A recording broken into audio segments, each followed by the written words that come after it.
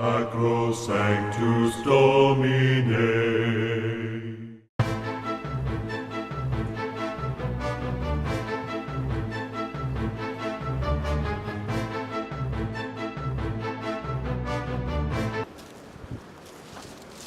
A weapon is a very controversial topic. Weapons can be used for both defense and offense.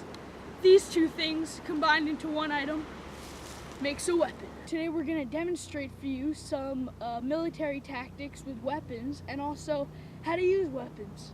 So here we go. Our first thing that we're going to act out is how someone would use the dodge ability in a battle. Here it is.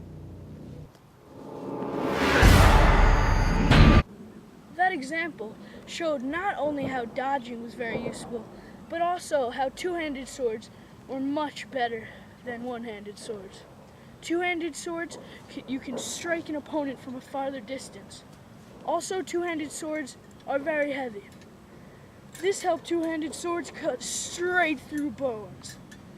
In our next example, we will explain how attackers would use rage to be one with their weapon, and that would help them in the battle.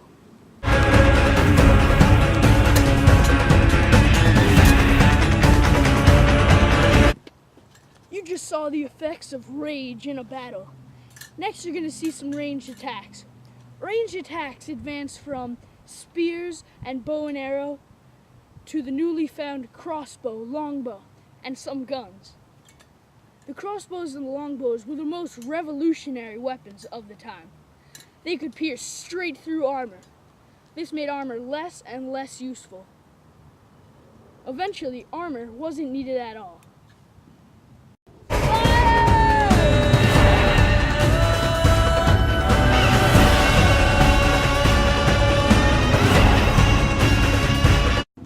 You just saw some ranged attacks with the longbow. And our next example is going to be about weapons on horseback.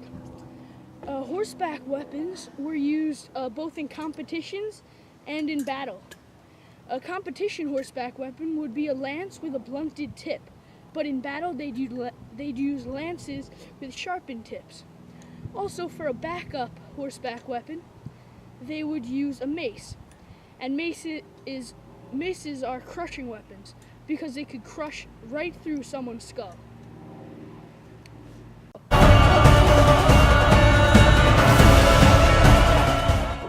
You've just seen horseback weapons. Next, our example is going to be of slicing weapons. Slicing weapons had one or two slicing edges. Slicing weapons were usually swords. Swords are broken down into two categories: stabbing weapons and slicing weapons. Here's our example.